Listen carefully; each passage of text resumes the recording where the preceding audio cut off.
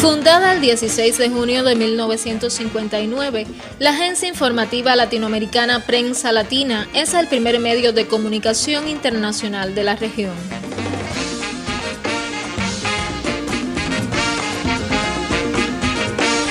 Lanzamos al mundo en 1996 el primer sitio digital, convirtiéndonos en precursores y pioneros del ciberespacio.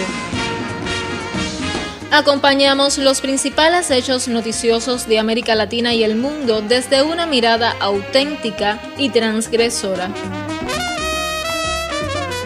Escudriñamos cada acontecimiento desde la investigación profunda y lo ponemos en la mira con veracidad, inmediatez y objetividad. Contrarrestamos la manipulación mediática y deconstruimos la realidad parcializada de los grandes monopolios de noticias desde la perspectiva latinoamericana. Somos Prensa Latina, una agencia de noticias devenida el principal medio multimediático en Cuba, ofrece en su quehacer diario disímiles servicios. Contamos con más de 40 oficinas en diferentes países del mundo, así como un sitio web con miles de visitas diarias, legitimado por el ranking de Alexa como el portal cubano más consultado en Internet, únicamente superado por Google y YouTube. Entre nuestras prestaciones líderes está el Servicio Mundial de Noticias con más de 350 notas diarias disponibles en español, inglés, portugués, francés, italiano y ruso. Al servicio de la verdad. Es momento para comenzar el diálogo con nuestro primer invitado. Ya le damos la bienvenida a Pedro Rioseco López Trigo, quien laboró por muchos años en Prensa Latina y fue precisamente en dicha agencia donde se jubiló. Muy buenos días. Muy buenos días a ti, a todo el equipo y a toda la teleaudiencia. Felicidades por este aniversario de Prensa Latina. Y primero que todo quiero preguntarle qué pudiese contarnos de los años fundacionales de una agencia que surge por iniciativa de nuestro líder histórico Fidel Castro y del Che. Sí, Prensa Latina tuvo la alta misión desde su creación, como bien dices tú, de la mano del comandante en jefe Fidel y del Che, de enfrentar desde el mismo triunfo de la revolución la campaña mediática que había desatado Estados Unidos contra la naciente revolución cubana. Desde entonces, han pasado muchos años y la misión original se mantiene igual y fortalecida. De los primeros años se podría hablar mucho. Lamentablemente yo no estuve en esos primeros años, pero la herencia de eso sí la hemos tratado de mantener todas las generaciones que posteriormente hemos trabajado en Prensa Latina. ¿Cuánto aportó a su consolidación como agencia de información contar en su núcleo inicial con figuras como Gabriel García Márquez, Rodolfo Walsh, Rogelio García Lupo y Carlos María Gutiérrez? Con ellos y con muchos otros que formaron parte del grupo inicial de latinoamericanos que estuvieron presentes en Prensa Latina, se pudieran contar muchas historias. Un acontecimiento muy importante que fue desarrollado en esa etapa fue que un periodista de Prensa Latina se pudo infiltrar en los grupos contrarrevolucionarios que estaban entrenando Estados Unidos en Centroamérica, en Guatemala y en Nicaragua, Rodolfo Walsh, y denunciar al mundo a través de Prensa Latina la invasión que se preparaba contra Cuba y que después, todos sabemos, fue la primera gran derrota del imperialismo en América. De esos primeros años nos queda la experiencia de todos ellos que aportaron una gran sabiduría a la función de la naciente agencia que iba a competir contra las que controlaban el 90% de la información que circulaba en el mundo y que todavía hoy mantiene el mismo desafío con nuevas dificultades, como hablaremos posteriormente. Y en su juventud, entonces, ¿por qué decidió trabajar en Prensa Latina y qué hace especial a esta agencia de información fundada ya hace 66 años? Bueno, hace varias décadas en Prensa Latina no se entraba porque uno que quisiera entrar en Prensa Latina tenía que tener una experiencia anterior en otros medios de prensa del país y una evaluación destacada, porque a Prensa Latina se seleccionaban los periodistas que iban a entrar. Yo entré a Prensa Latina ya con 20 tantos años de experiencia en la prensa escrita y en los últimos 5 años antes de entrar a Prensa Latina dirigiendo la redacción internacional de la revista Bohemia. Y sí puedo decirle que fue una experiencia a los 32 años que he trabajado en Prensa Latina, una experiencia muy importante en mi vida, yo diría trascendental, porque me permitió desarrollarme más como periodista y aprender muchas cosas que en la agencia están al día para cada uno de los que nos honramos de participar en ella. Pedro, ¿cuán valioso ha sido para usted trabajar en esa agencia y cuánto aportó a su crecimiento profesional? Yo diría que mucho.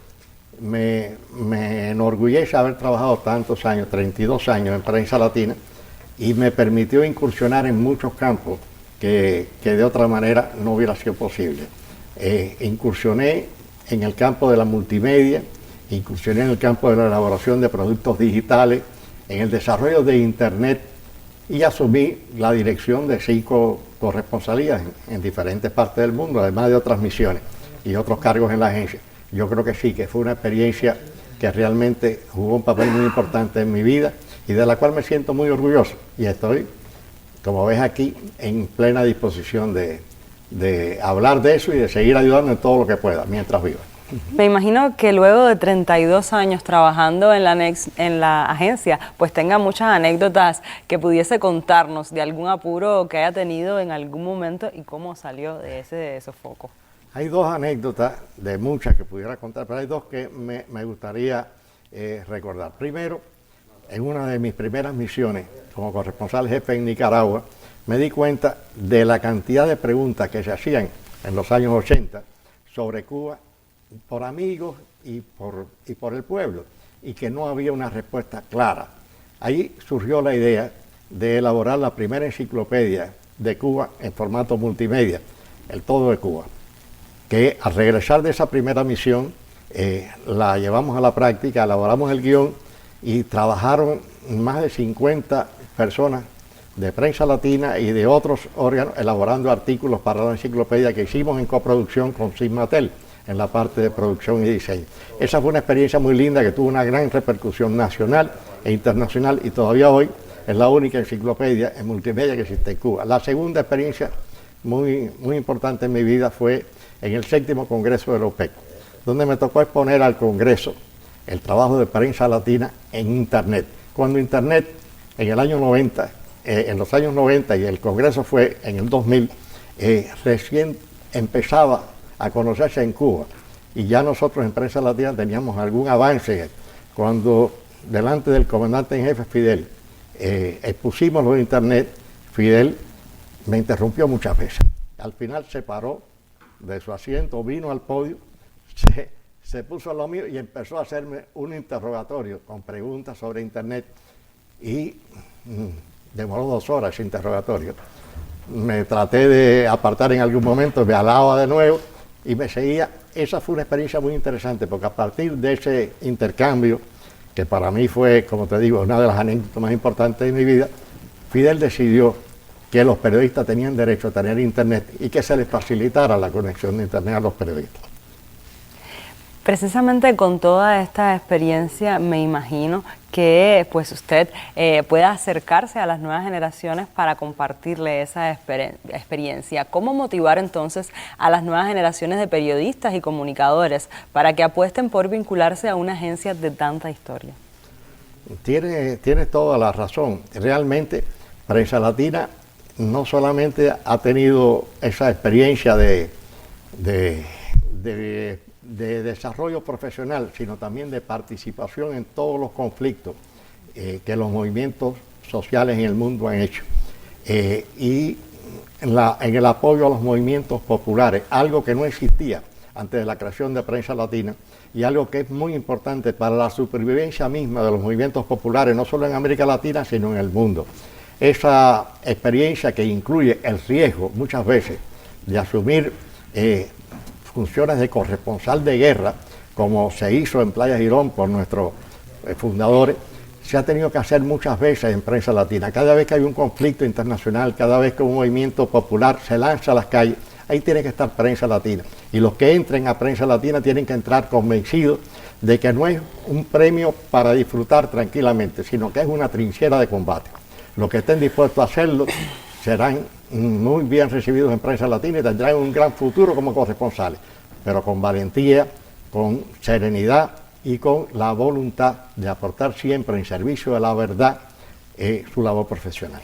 Y a propósito de eso, y en este contexto tan convulso también a nivel internacional, ¿qué resaltaría del trabajo en general de la agencia?